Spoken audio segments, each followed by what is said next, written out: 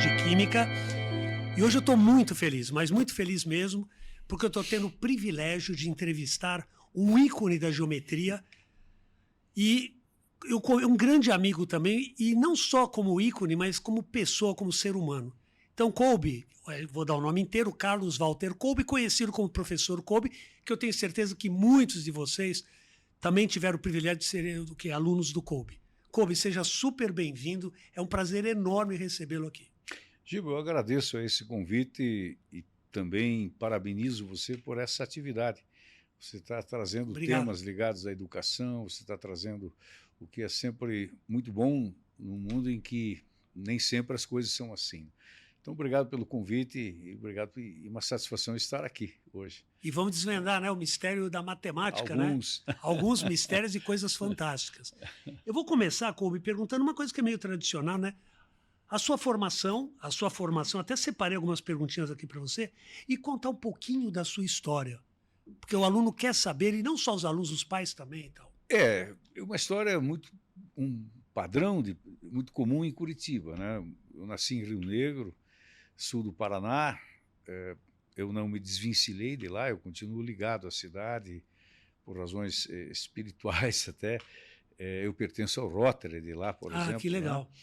Né? E como é muito comum no interior, a falta de opções e a busca por melhores caminhos e alternativas, né? Então, é um enredo bastante comum. E aí eu vim para cá, dificuldades de recursos, né? Que na época não era fácil, meu pai tinha morrido. Mas eu vim para cá para fazer o pré-vestibular num curso chamado Bardal, que não existe mais, né? Foi um excelente curso, né? Revelou muitos professores, né? E aí, com esse pré-vestibular, eu acabei entrando na Federal do Paraná Engenharia Civil e na PUC Matemática, né? E aí fui levando os cursos, mas e aí é curioso que eu precisava trabalhar, claro. E aí eu vi uma chance muito boa, que era trabalhar como professor assistente no próprio Bardal, porque o horário era mais fácil de ajustar, né? E aí acabei fazendo o concurso e fui aprovado. E nesse momento, eu diria que a minha história começou a se cristalizar nessa direção, né? Eu fui pegando esse gosto por ser professor, pela didática, o gosto que você com certeza também tem. Passei por isso. Você sabe, Kolbe, esse lance de ser assistente dá um embasamento para a gente, uma segurança, posteriormente como professor, né? Porque você consegue desvendar a dúvida do aluno. Giba, você falou uma coisa muito certa. Com o professor assistente, que é um coloquial, você aprende a forma com que o aluno pensa, onde moram as dúvidas. O que ele precisa, então, isso, né? Exatamente, isso amadurece muito, né? Tanto que com 21 anos eu já fui galgado a professor de sala, né? Eu era um menino, né? Que legal. Mas exatamente muito por isso, por essa vivência que a dá segurança, né, Kolbe? Claro, com certeza. E na matemática, você ministrou qual parte, assim? Veja... Tanto na federal quanto depois... só concluindo ali, então, né? Então, aí, quando eu terminei matemática, na sequência, eu comecei a trabalhar como professor colaborador na Federal, na Universidade Federal do Paraná. Era um concurso também, mas eram contratos limitados por 6 meses, né? E eu entrei na Federal, comecei com 22 anos, até aconteceu uma coisa muito curiosa. Havia a figura do trote. No primeiro dia de aula, alunos entravam simulando serem professores e tal. Em algumas turmas em que eu entrava, eles desconfiavam que era trote. Eu tinha que convencê-los. Não acreditava que você era o professor. Tinha que convencê-los que não era trote. Olha só, pessoal, por ser tão novo, né? Pois é. E aí fui adquirindo mais vivência, né? Aí terminei o curso de engenharia.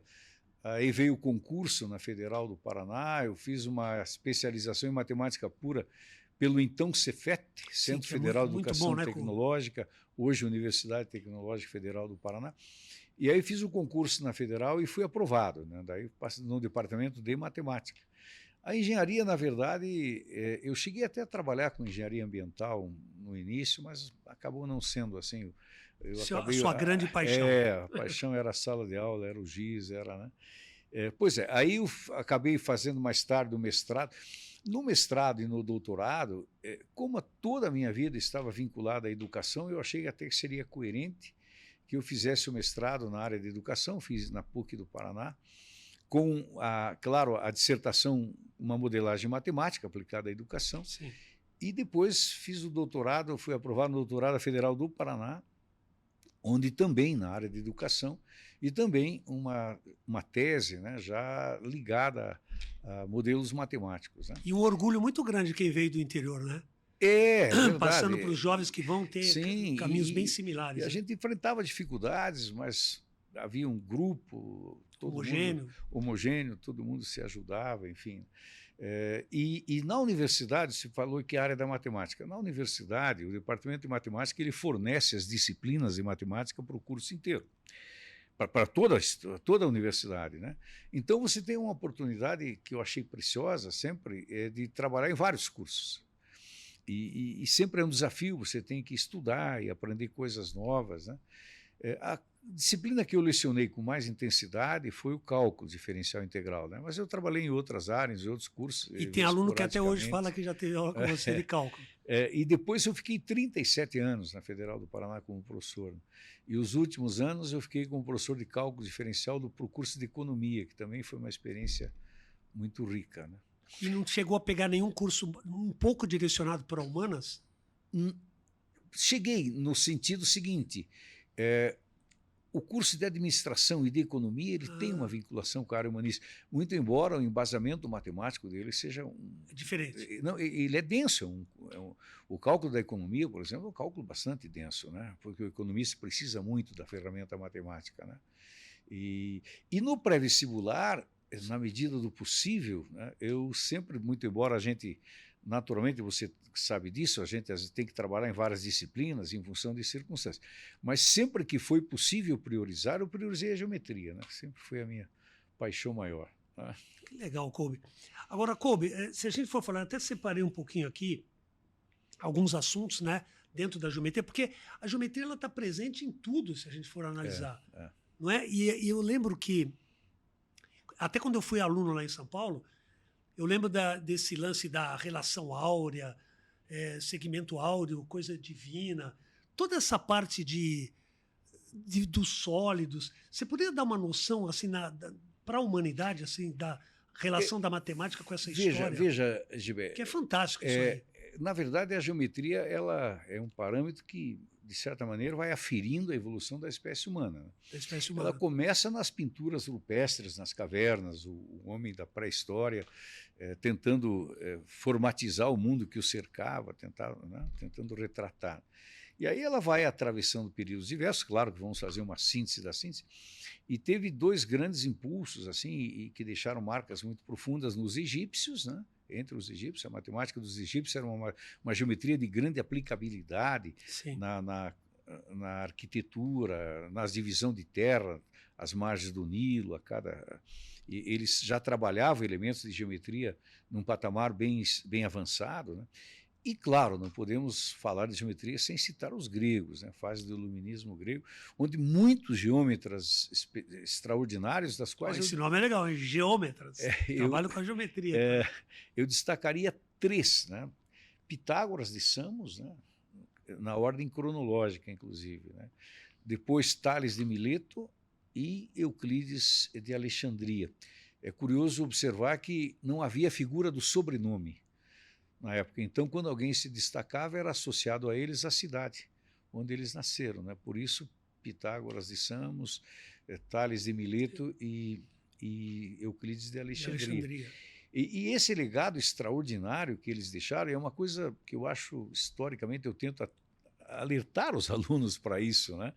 Você, 2.300 anos depois, você trabalha a geometria euclidiana. Você reedita aquilo que o geômetra de 2.300 anos atrás... Como é que pode isso? É uma coisa fantástica. Fantástica. Né? Propôs como uma forma de sistematizar o mundo, né? Que é a geometria euclidiana. E chega até nós como a geometria oficial do mundo, muito embora existam outras, de Lobatchevsky, de Riemann, mas a geometria euclidiana ela é a geometria oficial do mundo.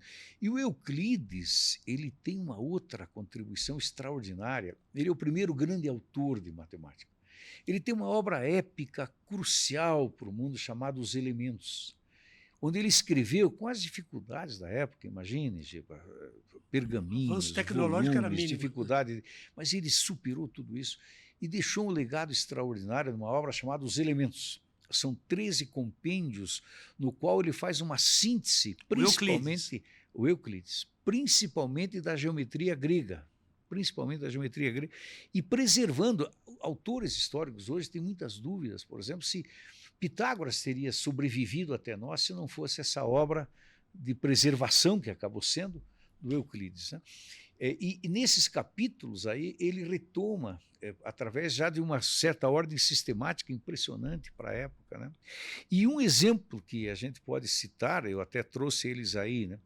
Existe um capítulo nessa obra destinado aos objetos perfeitos, porque veja, os gregos eles davam para a geometria uma importância muito grande. Por quê? Eles acreditavam que a geometria era o vínculo com os deuses, com o mundo dos deuses. Por quê? O Teorema de Pitágoras, todo mundo conhece, né? Um triângulo retângulo, a hipotenusa ao quadrado é a soma dos quadrados dos catetos. Não foi o Pitágoras que quis que assim fosse, né? Sim. O mundo das formas, ele tem seus segredos, né? Seus mistérios, e que não dependem da nossa opinião nem da nossa existência. O grande mérito dos gregos, Pitágoras, Tales, foi em ter desvendado esses mistérios e tê-los colocado à disposição de todos, né? Então, em cima dessas... Uma generosidade muito grande, né? Você imaginava. Exato. E em cima dessas coisas que são confiáveis matematicamente, né, vão se alicerçar as ciências, por esse motivo, denominadas ciências exatas, né? Agora, os gregos faziam uma leitura... se não é dos homens, se não foram os homens que estabeleceram esse teorema, então é dos deuses. Divino. É um segredo do mundo dos deuses desvendado. Por isso que a geometria foi o que foi para eles, né? E na arte, todos sabemos, os gregos buscavam a perfeição, as esculturas. Sim. Então, de repente, veio o desafio. Na geometria existem figuras perfeitas. É um mistério desvendado pelos gregos há mais de 2000 anos. Coisa magnífica, né?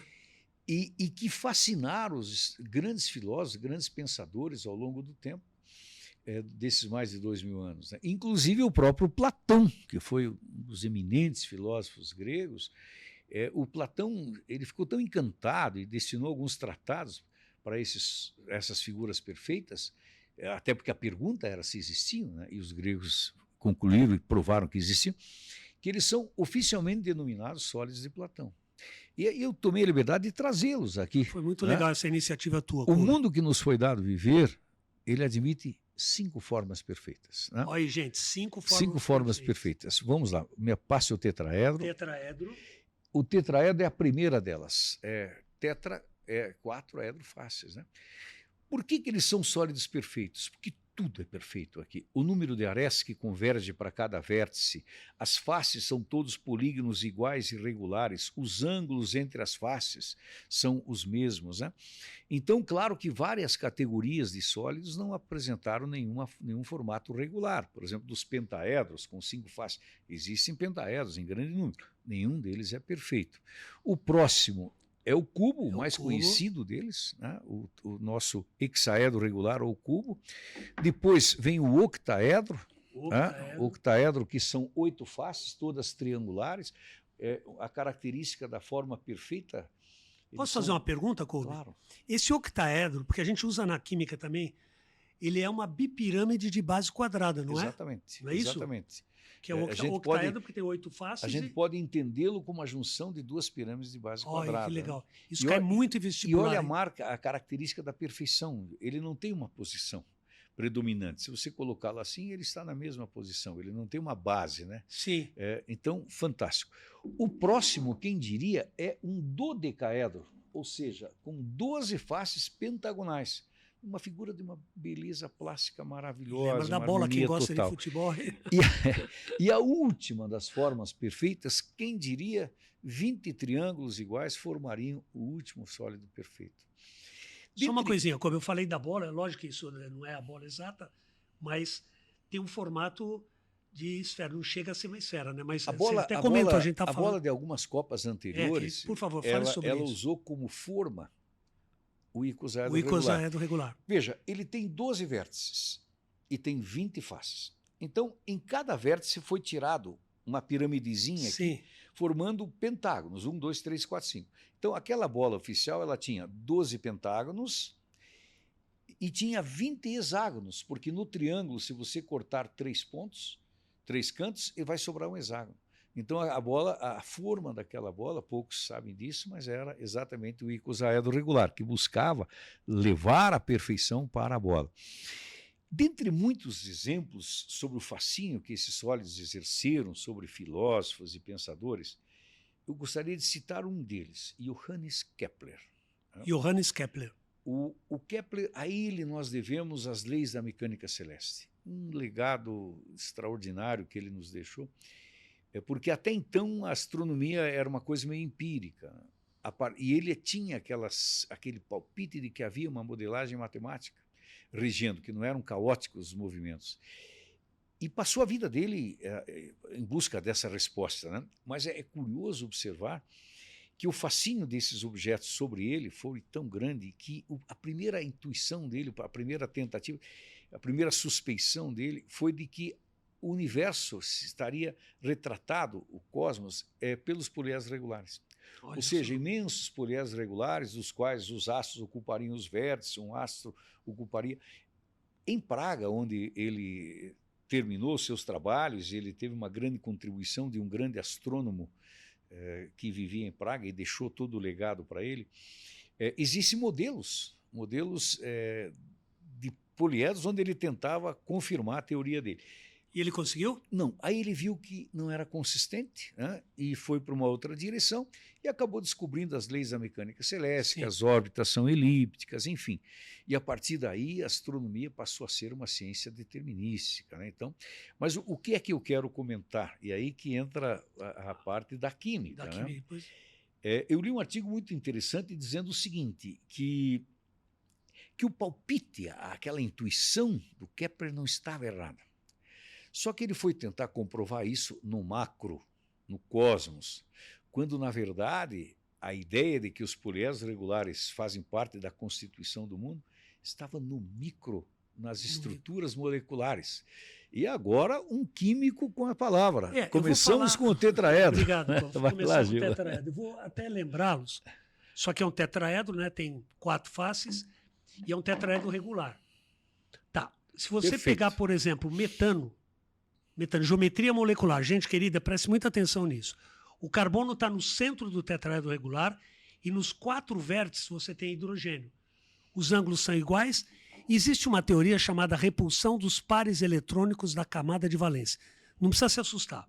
O carbono está no centro e, ligado aos hidrogênios, as 4 ligações, o ângulo máximo no tetraedro de afastamento máximo, porque par de elétrons repele par de elétrons, por causa da nuvem eletrônica, a repulsão máxima é 109 graus e 28 minutos, que é o ângulo nas ligações do carbono e hidrogênio lá no tetraedro. Geometria pura. Geometria pura. Agora, eu ia pedir para a Paty, querida, por favor, olha só, eu vou relacionar uma coisa com o Anta aí. Ó. O Anta, como ele não está entendendo, ele quer polemizar, né? Sim. Então ele fala, vou fazer a voz dele, tudo jogado, ninguém me explica nada. E eu estou tentando de todas as formas falar ali da estrutura da água. A água, você está vendo um tetraedro, não sei se está dando para ver bem aí, tem um tetraedro desenhado no quadro e tem uma sigla ali embaixo, ó, escrito VR, está embaixo ou em cima? Está em cima entre parênteses. VSEPR, que é Valence Shell Electron Pair Repulsion. Ou seja, o shell é concha, é como se fosse a camada. Repulsão, está em inglês, repulsão dos pares eletrônicos da camada de valência. Isso é uma coisa que despenca em vestibular, cai muito, muito. E tem a ver com a geometria. Daí você vai falar, mas ogiba, mas aí o tetraedro está presente também, essa geometria não é tetraédrica? Não, porque quem determina a geometria são os núcleos dos átomos, os pares de elétrons orientam. Então o oxigênio está no meio aqui, aí você tem um hidrogênio aqui, outro aqui, mas tem 2 vértices que ainda tem 2 pares de elétrons sobrando, que são os elétrons da camada de valência, que é a última camada. Então veja que o tetraedro, como a geometria está presente. O metano tem 4 ligantes aqui, os 4 hidrogênios, a geometria é tetraédrica. Agora, se você pegar a amônia é NH3, o N está no meio do tetraedro e os Hs aqui na base. mas em cima tem um par de elétrons sobrando, Kolbe. Então a geometria é piramidal, não é tetraédrica. E a água é angular, porque é OHH. Ou seja, isso é fascinante, gente. A geometria participa muito. Aliás, Kolbe, tem mais um aí que eu queria falar. Esse o tetraedro. O octaedro, que é uma bipirâmide de base triangular.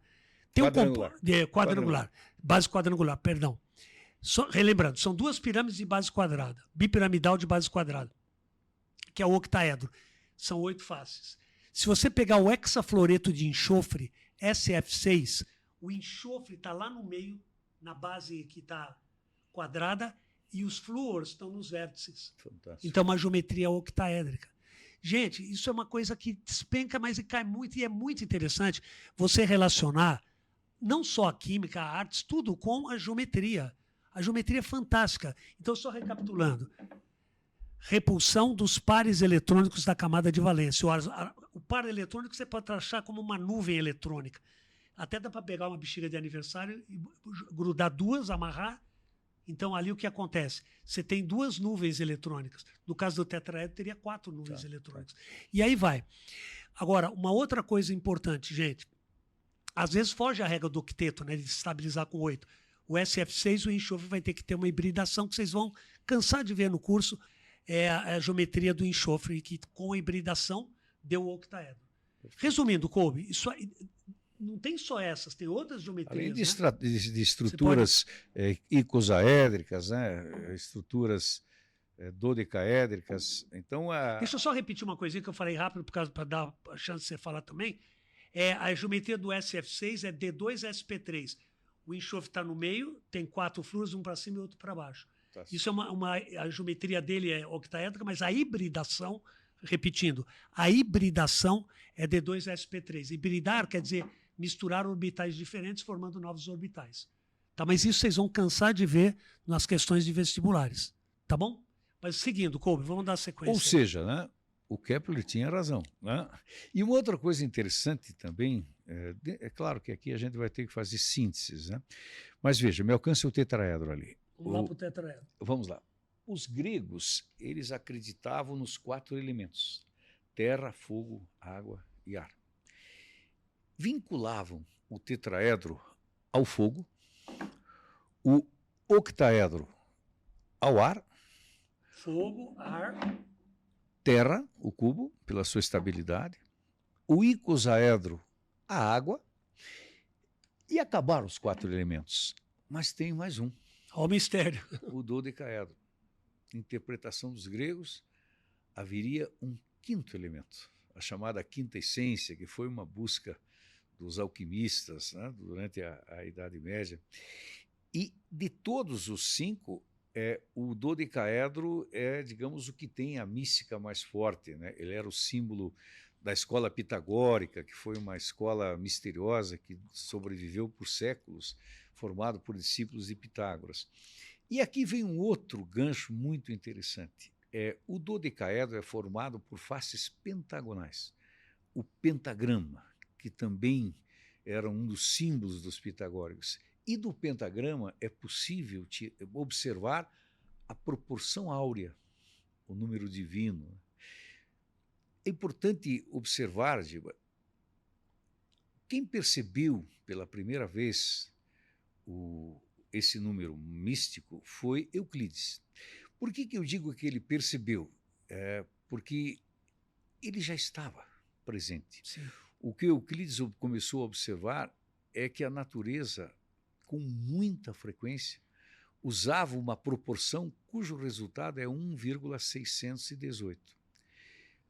Agora, o número de aplicações onde se percebe essa proporção é uma coisa extremamente intrigante. Sempre, né? Com muita frequência, em muitas áreas. O corpo humano, todo mundo conhece o Homem Vetruviano, né, que é uma obra do Leonardo da Vinci, baseada numa obra de um grande arquiteto romano chamado Vetrúvio, onde ele coloca proporções do corpo humano, né, buscando a estética.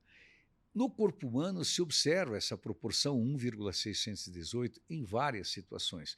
O comprimento do rosto pela distância do nariz ao queixo, a altura dividida pela distância do umbigo até o chão, o braço sobre o antebraço, e por aí afora. Na botânica, se observa a proporção áurea com muita frequência. Eu não tenho tempo de ir a fundo, mas isso é um tema para muitas horas. Mas existem aí os canais para serem pesquisados, Sim. mas é um assunto fascinante. Porque, de repente, nós vinculamos com a sequência de Fibonacci. Por quê? A sequência de Fibonacci, que foi estabelecida por um matemático italiano, por volta de 1500, é uma sequência numérica, quando você pega o 1 e o 2 e soma sempre com o anterior. 1 mais 2, 3. 3 mais 2, 5. 5 mais 3, 8. 8 mais 5, 13. Só que essa sequência numérica, aparentemente sem muita novidade, apenas uma sequência de somas, ela é fantástica. Se você observar, à medida que a sequência vai aumentando, à medida que você vai dividindo um número pelo anterior, cada vez mais esse resultado vai se aproximando do 1,618. Os arquitetos da antiguidade, especialmente Leonardo da Vinci, pintores, Rafael, usavam intensamente, os gregos, né, o Partenon, usavam intensamente essa proporção áurea. O que é um retângulo áureo? É um retângulo onde, se você dividir a distância maior, o lado maior pelo lado menor, vai dar 1,618. Né? A sequência de Fibonacci ela é tão misteriosa. Uma época na Federal eu consegui trabalhar com um cálculo que a gente destinava no departamento por curso de ciências biológicas. Aí procuramos, né, buscar temas que fossem de interesse. E na época havia um livro muito apropriado, Matemática para Biocientistas, que estabelecia aplicações da proporção áurea na fauna, por exemplo. Sim. É uma coisa impressionante. Um vegetal, né? Tem um galho, um ramo e um outro ramo na mesma posição. O número de ramos nesse trajeto até chegar no próximo e o número de giros são números da proporção. São números da sequência de Fibonacci que está ligada à proporção áurea. Né? E os exemplos são muitos. Né? Kobe, se pegar o filme Código da Vinci.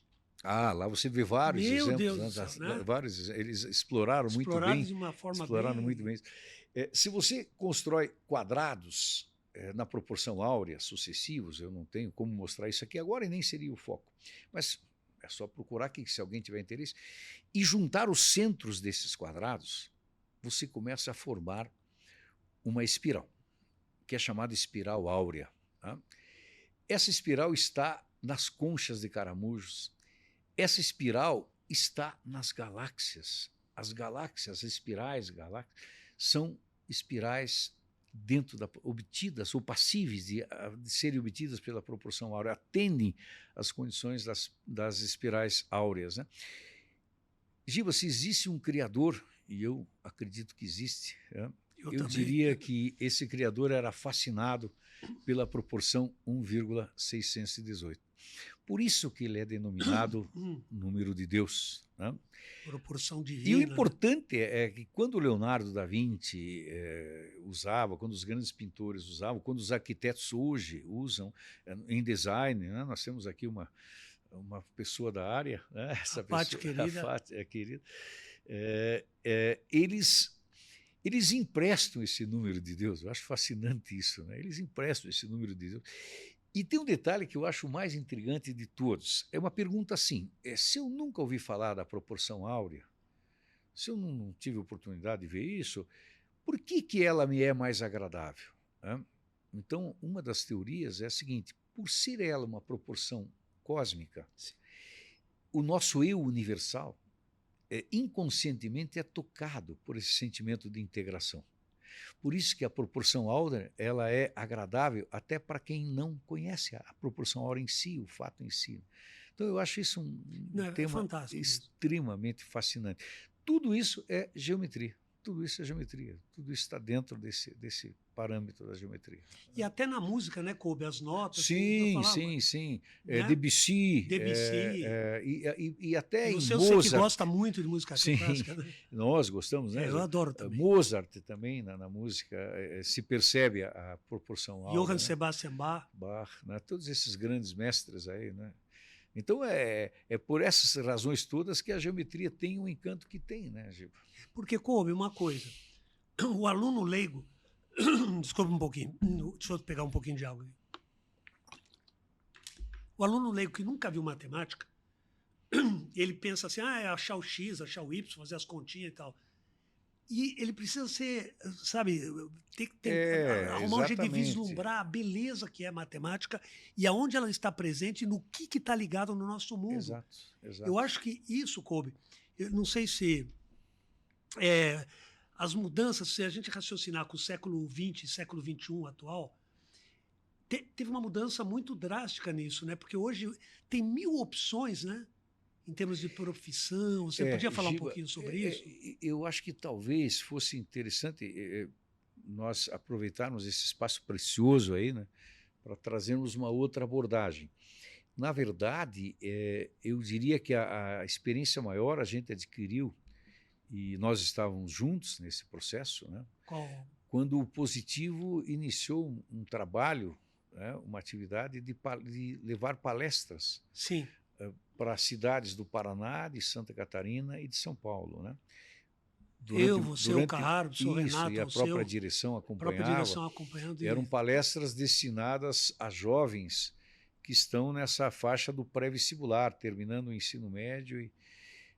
E eu lembro que nessas palestras, onde a gente procurava levar informes e nos assustava o nível de desconhecimento que esses jovens tinham num momento tão importante da vida. E eles ficavam abismados, né? Falando, puxa, mas como que riqueza que tem. Exatamente. Né? Estudo. E dali, Giba, a gente adquiriu um conhecimento de trincheira, assim, né? Conversando com eles. Sim. Abrimos após a palestra, aquelas conversas mais pessoais. Pessoais, né? Então, eu acho que aí a gente pode trazer alguns temas aí para esse momento aqui, né?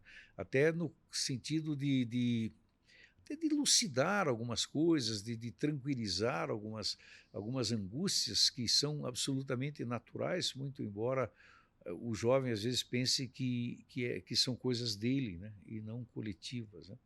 Então acho que por aí a gente podia também puxar uma conversa muito oportuna, né? Porque eu vejo também, Kolbe, às vezes tem influência do pai, o pai quer que o menino faça determinado curso e às vezes ele não está propenso a fazê-lo. Por quê? Porque ele nem conhece direito quais as aplicações e tal. E hoje em dia está tendo uma guinada muito grande de opções, né? Hoje tem muita coisa superficial, outras não. Então... e você tem razão. Existe um processo extremamente dinâmico aí, uma rotação cada vez maior, né? Veja, eu faço um paralelo muito simples, assim, né? Quando eu tive a oportunidade de acessar a universidade, né? Sim. Você, na minha área, eu tinha a ideia de fazer engenharia a princípio. Giba, os dedos de uma das mãos, pegava as engenharias. Todas, na Federal do Paraná. É legal. Civil, mecânica, agronomia, engenharia elétrica, e depois surgiu a florestal, e meio que parava por aí. Uhum. Tudo bem, podia achar mais. Hoje são centenas de modalidades de engenharia. Então, a nossa decisão, na época, era muito mais simples, né? Era muito mais simples. Muito mais simples. E claro, quando você tem centenas de engenharias diferentes, a grande dificuldade é o aluno, pensando no aluno que esteja vocacionado para a engenharia. Como é que ele pode saber se gostaria ou não gostaria de fazer um curso do qual ele não conhece, ele não tem, quem sabe só saiba o nome da modalidade, né? Então, a grande dificuldade é a dificuldade do conhecimento sobre o que existe e o que... E não só sobre engenharia, porque às vezes ele não tem conhecimento nem de outro setor. Eu foquei na engenharia, exatamente, mas isso é geral, né? Isso é geral.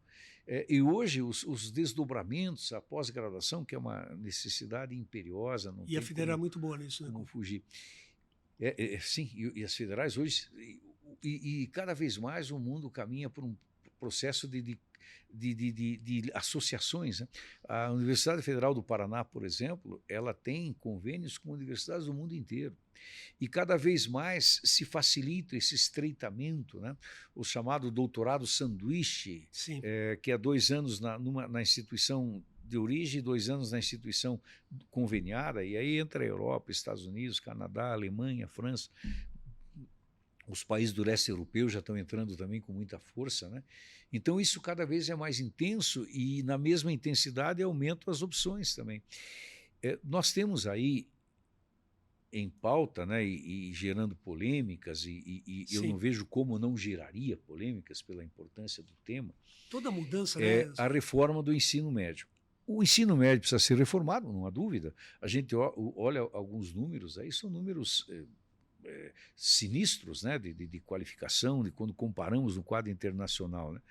Mas uma das propostas por essa nossa vivência, Gilba, nós estamos em sala há mais de 30 anos. Sim. Né?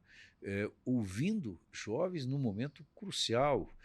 Se nós enumerarmos as centenas de vezes em que a gente foi procurado por jovens trazendo sua angústia de que curso seguir, que decisão tomar. Na proposta do ensino médio, uma das pautas, ela sugere que na entrada do ensino médio, o aluno opte por uma área que seja, está dito assim, né, de seu interesse. Né? Então vamos pensar um menino com 14 anos, né, que ele está terminando o ensino básico e vai passar para o ensino médio. Ele com 14 anos, como ele vai saber? Vai tomar uma decisão desse aporte. Nós que vivenciamos isso, e você melhor do que ninguém também, você tem uma relação muito afável com os alunos, você é muito ligado a eles, então eles te trazem muitas dificuldades pessoais, e às vezes ainda bem que trazem, né? Senão, não só de região de onde eles vêm, mas de tudo, né? De tudo.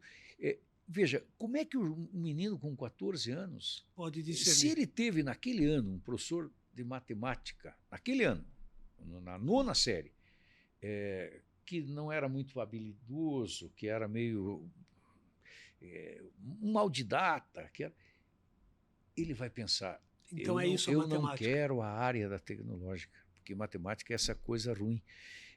É muito frágil para ele. Nós percebemos do 3º ano, que é o pré-vestibular, eles mudarem naquele ano. Eles entram em março querendo fazer um curso. Então, você tem uma noção assim, da estatística? Muita gente, né? Muita existe, gente. Mas não, uma pena, né? Na Federal do Paraná, nós temos um dado que é terrível. Eu não sei, não tenho atualizado agora. Sim, não deve ter mudado muito. Mas eu lembro de alguns anos atrás, havia em média, no final do 1º ano, mais de 30% dos alunos trancavam o curso, abandonavam. Alguns ainda trancam, outros simplesmente abandonam, param de vir aula e não... Isso é muito grave, primeiro pela tragédia pessoal, da frustração dele. Segundo, a questão institucional. As vagas numa universidade federal são preciosas, elas são pagas pelos impostos, né? Quando o aluno desiste, primeiro, até se consumar essa desistência, se passou um ano. Tá? Até achar uma forma, essa vaga está ociosa. Ou seja, está sendo pago o professor, está sendo pago as despesas da instituição, a água, a luz, enfim, né? E essa vaga, essa carteira vazia, isso sangra o país. Sangra, é verdade. Né? Agora, se isso acontece com decisões tomadas no 3º ano, imagine com decisões tomadas aos 14 anos. Por quê? Porque, minha opinião, né, eu acho que o ensino médio é a última grande oportunidade de um ensino universal. Eu não consigo acreditar quando alguém me diz ele vai fazer direito, o que ele tem que saber de química, o que ele tem que saber de matemática. Meu Deus! Como é que alguém no mundo de hoje... Você vê até a relação da geometria com tudo. Exatamente. Tá aí você que está assistindo. Não, imagine uma causa jurídica que tem a ver com alguma questão ligada à poluição. Como é que alguém pode dizer que eu não preciso saber nada de química, eu não preciso saber nada? Eu acho que o ensino médio é a última grande oportunidade de dar um conhecimento universal. Inclusive, subsidiado por esse conhecimento em todas as áreas, ou algum conhecimento em todas as áreas, a possibilidade dele adotar uma escolha mais amadurecida é muito, muito mais Ou até favorável. 2 escolhas depois, fazer uma Sim, pós, fazer claro, né? claro, Como claro, você claro, fez fazer também, concertos concertos na concertos de trajetória. Isso. Mas ele tem mais elementos, ele tem mais.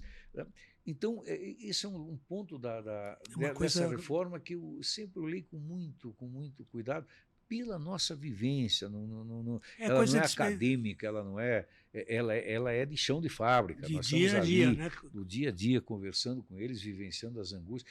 E eu fui professor na universidade há muito tempo. Eu até dizia que você percebia, nos primeiros dias eles tinham um brilho nos olhos, né? Eles passaram na Federal, enfrentaram uma concorrência pesada. Passa o tempo, o brilho dos olhos não está em todos. Você já percebe que alguns começam a apagar esse brilho. E aí você vai conversar e eles diziam, que eles dizem? O curso não é o que eu pensei. E, inclusive, isso não quer dizer que os professores não são bons. Há uma outra desinformação, né? Os primeiros anos, alguém precisa dizer isso para eles, os primeiros anos dos cursos são ciclos básicos. Então ninguém vai no curso de medicina, no primeiro ano, já participar de uma atividade no hospital, cardíaca. Claro. Ninguém em engenharia vai projetar uma ponte no primeiro ano. Existe a necessidade de um embasamento para depois, a partir do terceiro ano, começarem as disciplinas específicas que vão qualificar e que vão dar... Mas ele precisa ter subsídio para isso, né? Então, são uma série de desinformações. E veja, nós estamos falando de uma universidade pública, né? Onde, em tese, ela faz uma primeira peneirada, ela pega alunos mais qualificados, não há essa demanda familiar de dispêndio de mensalidades altíssimas, né? Os cursos de medicina hoje estão mais de R$10.000. É verdade. Dali. E mesmo assim esse sentimento de frustração existe, né? Então imagine a tragédia muito maior quando é numa instituição privada. Alguém chegar no final do ano e ter que enfrentar o pai e a mãe que despenderam durante aquele ano uma mensalidade altíssima, mês a mês, e dizer, foi mal, não era o curso que eu queria. O sentimento de frustração que geral, até as marcas para a vida, sentimento de fracasso, eu não consigo saber o que eu quero, quem sou eu. Então, é uma coisa muito angustiante que a gente aprendeu a vivenciar nos depoimentos amargos, nos sentimentos de frustração, nos dramas familiares. Bastante, né, Couve? Giba, muitas vezes, eu tenho pessoas próximas, eu tenho um sobrinho, por exemplo, no terceiro ano de engenharia mecânica, um dia ele me procurou. Terceiro ano ele estava? Terceiro ano de mecânica. Ele me disse, tio, federal, tio, não é o que eu quero. No terceiro ano, quer dizer, então já eu quero fazer medicina. Como é que eu vou enfrentar em casa? Vou dizer para eles que eu tenho que voltar para o pré-vestibular com todas as incertezas.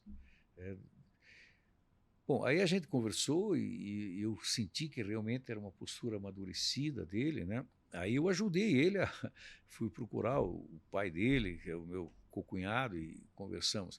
Bom, essa história, eles tinham uma condição financeira que ajudava um pouco, né? Sim. Não era uma coisa tão, muito embora sempre pesada. E ele acabou voltando para o pré-vestibular. É um ato de coragem. Você volta já... E tem muita gente fazendo isso. Nossa, você volta já mais amadurecido, com 21, 22 anos, em frente àquela gurizada com 16, 17. É um choque, né? Eles não têm paciência, eles não têm... Né? Mas, enfim, ele enfrentou tudo isso, acabou seguindo em frente e ele fez até um curso que eu acho que tem a ver com a fundamentação de engenharia dele, né? Ele teve mais facilidade nos tratamentos matemáticos.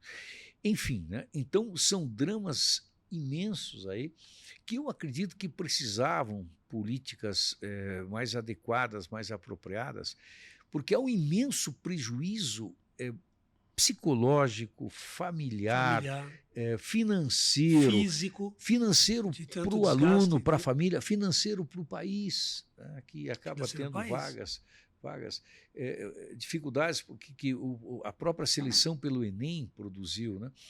Tem um ditado popular que diz, de graça tem injeção na testa, né? Então, quando eles pegam a nota do Enem, eles saem garimpando nas instituições. E ele quer um curso da área biológica, mas de repente, opa, apareceu uma engenharia na UTF-PR. A minha nota é suficiente. Vou enfrentar. Vou ver como é que é. Meu pai vai ficar contente. Meu pai vai, os vizinhos, passei engenharia na UTF-PR. Os vizinhos vai causar um... Tem isso também. Mas o que aconteceu? Ele ocupou essa vaga. Aí, quem sabe, ele vai uma semana, um mês, né? Ele não vai seguir, porque não é o que ele queria. Não queria. Mas, de graça, é só fazer a inscrição. Né? Só que essa vaga vai correr ocupada, em tese, no computador. No final do ano é que vai ser dado baixa. Ele vai se reprovar Até por então... falta. E mesmo que ele... Eu tinha listas de chamadas na Federal, onde tinha nomes que estavam sempre na lista. Você falou, meu Deus, coisa... E eu nunca os vi. Né? E um dia eu até perguntei para os alunos, né, escuta, alguém conhece fulano de tal? Uns riram, né, porque alguns eram da, eram da Uni. Né? Ou seja, eles queriam exercer atividade estudantil e precisavam estar legalizados para isso. Então ocupava a vaga. Punha o pé em cima e nunca apareceram na aula. Né? Outros precisavam do certificado de matrícula por estágio que estavam fazendo, mas nunca.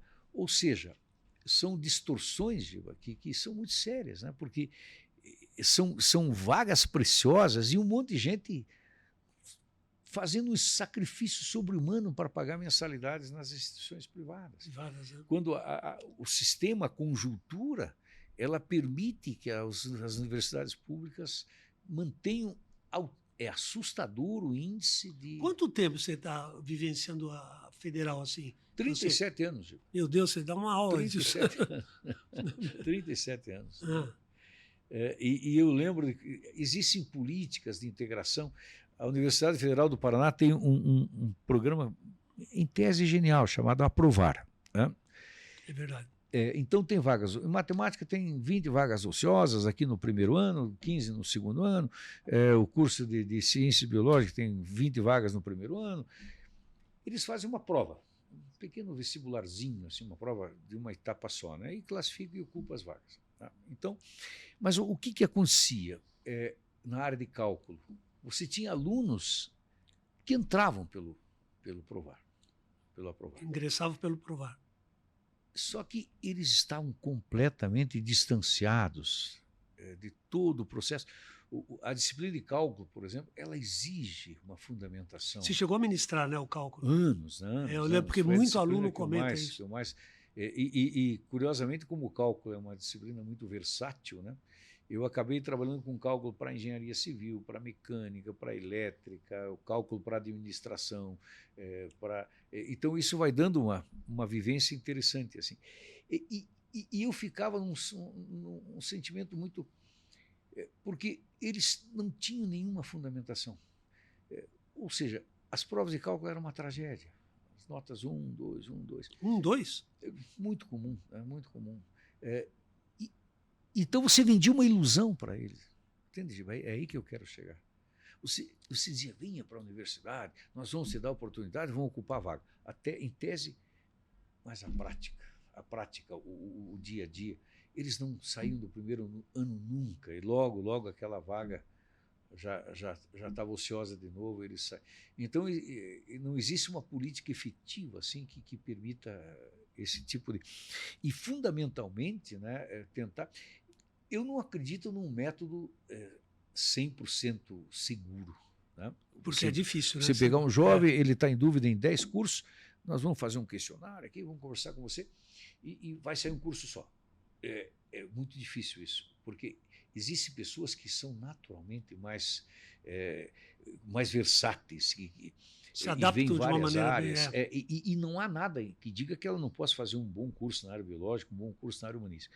Então, tem que tentar aferir uma certa sintonia, alertá-la que o primeiro ano é muito cedo para tirar conclusões. Quer dizer, então, nesse sentido, para tentar reduzir isso, né? Tentar diminuir esse... Claro que só para citar, né, você é testemunha, o trabalho que nós fazemos no Positivo para tentar ajudar nisso. Um especialista chamado Carraro, ele já veio Sim, aqui, veio aqui. já veio aqui, né? O Carraro, que hoje eu coloco ele como uma autoridade nacional, né? Já tem livro publicado, ele tem uma técnica onde ele faz a aferição, né? Os alunos que passam pela orientação dele, ele acompanha esses alunos para minimizar anos, o erro, né? Depois. Porque... E ele tem uma taxa de sucesso que é surpreendente, né? E gratidão de muitos alunos por esse balizamento, né? Então é uma coisa muito complexa, sabe, Gil? Muito complexa, essa e angustiante. Assim, eu agora a gente quer o melhor para o país, né, Kolbe? A gente, sim, poxa vida. Sim. E a gente aprende a respeitar muito, né? Porque num pré-vestibular você participa de um dos momentos mais preciosos da vida, em que os sonhos começam a tomar forma, em que eles entram meninos ali, meninas, jovens, ainda tudo pela frente, e anos mais tarde, hoje o cardiologista que eu frequento regularmente foi nosso aluno, o oftalmo que eu vou foi nosso aluno. Então, isso é muito legal, né? É uma metamorfose, né? Eles chegam só com sonhos virtuais e transformam em profissões. Se concretizam e constroem biografias belíssimas, né? Com muitos alunos que a gente teve ao longo desses muitos anos, aí, milhares deles. Né? Nossa, é muito legal. Mas você sabe, Kolbe, que a gente que analisa, porque eu queria falar um pouquinho também da heterogeneidade dos alunos que a gente recebe no Positivo. É uma coisa incrível, né? É verdade. Às vezes tem pessoa que fica tão fechada que ela tem vergonha de perguntar, vergonha de falar com o cara do lado, sabe? E aos poucos, né? Vai melhorando. Eu acho que até o trabalho que o Matheus, o Cordeiro, eles fazem também, de direcionar, é uma coisa fantástica isso. Eles fazem um trabalho extraordinário de balizamento, de orientação. Não ficar desesperado. Porque você falou bem, eles chegam numa condição onde muitas vezes o sistema educacional até então nunca exigiu deles uma postura, porque onde que eu acho que o pré-vestibular exerce uma... Eu na universidade, no mestrado, no doutorado, eu sempre enfrentava críticas ao modelo. Mas veja, o pré-vestibular, o terceirão, por isso esse aumentativo, ele repassa o ensino médio inteiro. Sim. Giba, no pós-pandemia, nós tivemos 3 anos em que os alunos estão fazendo o ensino médio no terceiro ano. Porque a gente sabe que para um menino de 14, que aulas virtuais, se tentou fazer o melhor possível, mas não chega perto. Coube mais de 20 minutos, eles não conseguem ficar fixados. Não tem como. Tem que estar motivado. Saíram histórias engraçadas, né? Eu até lembro de uma delas que dizia que para os alunos do ensino fundamental, lembrava as sessões espíritas. Por quê? Porque a professora dizia: Joãozinho, você está aí ainda? Se você estiver, fale alguma coisa. Porque eles rapidamente aprendiam a apagar a imagem deles e faziam outras coisas. São crianças, está tudo certo, está tudo normal. Então, hoje, eu acho que o terceiro ano, nós estamos exercendo uma ação restauradora preciosa. Agora, veja, nós temos o quê? 3 mil alunos, 4 mil alunos. Há centenas de milhares de alunos que não tiveram a 9ª série, que não tiveram o primeiro ano, que não tiveram o segundo ano. Não tiveram. Houve até boa vontade de algumas instituições, mas faltava estrutura, faltava... Que a família não está tão estruturada também para dar apoio. Você repassar aulas virtuais de ontem para hoje não é uma coisa simples, né? A gente sabe, olha a tecnologia que o instituto desse aqui tem, por exemplo, aqui. Na nossa volta, como é que uma escola de interior vai conseguir sequer um simulacro de uma tecnologia como essa?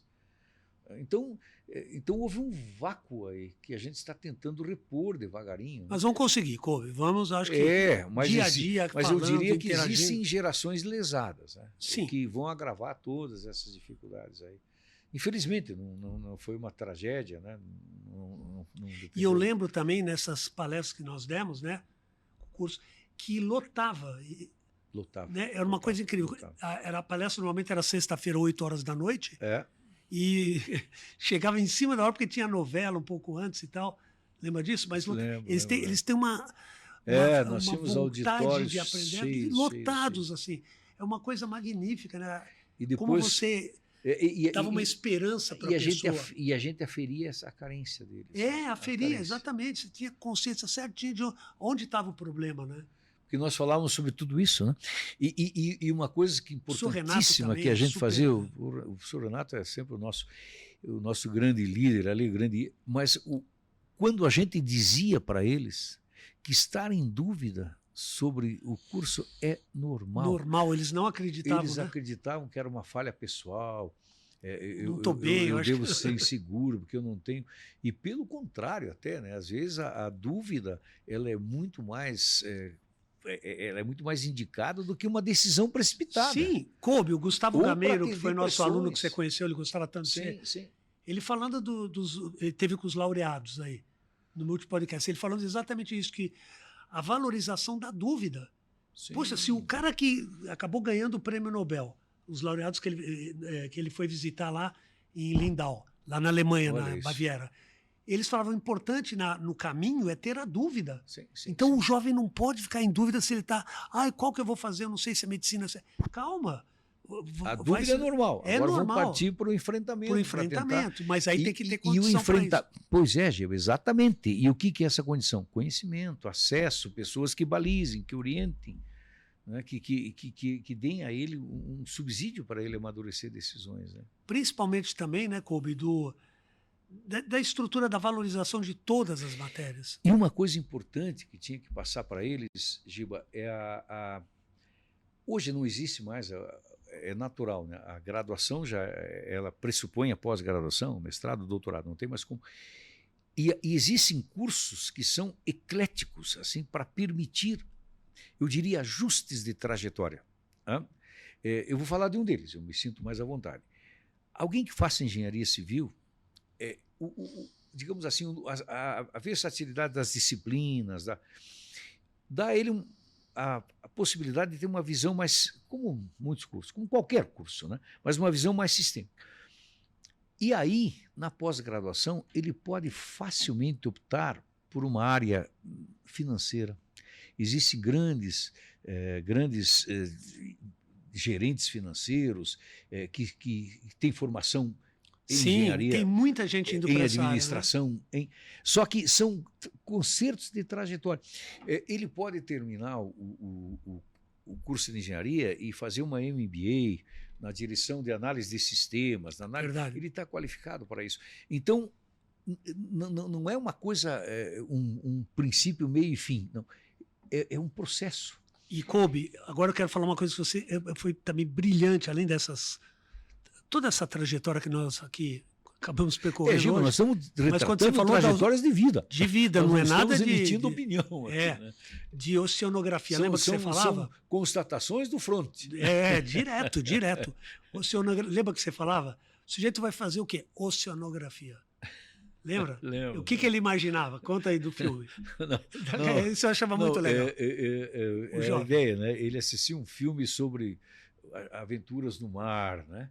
Aquela coisa maravilhosa, lúdica, né? Romanceada, paisagens. Músicas top. Quando terminava o filme, ele pensava, vou fazer oceanografia. Vou entrar nesse filme. Quer dizer, esse tipo a gente brinca, mas acontece muito. Porque o jovem está com a emoção à flor da pele, né? Existem filmes séries que romantizam profissões. Tá? Então, e o jovem é muito frágil. E como ele não tem subsídios maiores, aquele subsídio para ele é o ponto. E aí, claro, a possibilidade de frustração é muito grande, né? O primeiro ano de oceanografia, ele não vai ver o navio, não vai ter ilha, não vai ter palmeira, não vai ter nada. Uma sala de aula, num canto, um professor austero. Ele pensa, meu Deus, né? Que filme que eu entrei, né? Não era esse o filme que eu queria. Muito legal esse exemplo. Kobe, nós estamos com o tempo já quase se esvaindo, mas eu queria que você... Essa conversa é longe. E vai ainda, longe, né? Dá para falar mais ainda, umas 10 coisas dessas aí de presença sua aqui. Eu queria assim que você fale dessa última palavrinha antes de eu fechar aqui. Pois eu quero só esse pessoal querido aí do Brasil, todos que acessarem esse podcast, esperar que a gente possa ter contribuído com alguma coisa, né? algum subsídio, algum elemento. E parabenizar o Giba aí por essa atividade aí, né? E parabenizar o estúdio também, muito confortável aqui. Muito legal, né? A pessoa que nos assessora é excepcionalmente preparada, né? A arquiteta. E é isso, Giba. E um grande abraço a todos. Vão melhorar isso aqui, né? O país. Isso. Um grande abraço aos ex-alunos aí. Que tem um monte, meu Deus do céu. Elas têm o cuidado de assistir esse nosso podcast, né? Mas legal. Antes de terminar, eu queria só dar uma... Eu gosto de terminar com uma citação, Kolbe, porque tudo que nós vimos aí da beleza, matemática estando presente nas artes, na música, na filosofia, em tudo isso, sabe? Então a gente tem que aproveitar a crise que tiver, mas procurar ver a vida de uma forma muito bonita. Por quê? A gente tem que fazer coisas que possam ajudar as outras pessoas. E nisso, se você conseguir focar a tua vida numa profissão que você se realize, automaticamente você vai estar ajudando as outras pessoas. E tem uma frase que eu gosto muito, que é a seguinte, eu queria terminar com essa frase. A beleza agrada aos olhos. Beleza agrada aos olhos, mas é a doçura das ações que encanta a alma. Isso quem falou foi Voltaire. Voltaire, simplesmente Voltaire. Simplesmente Voltaire. Gente, um grande abraço no coração de todos vocês, do professor Giba Lavras, do seu personagem Joanta e do querido Kolbe. Kolbe, muito obrigado pela presença. Obrigado você. Um abraço a todos também. Aí. Tchau, pessoal. Até a próxima.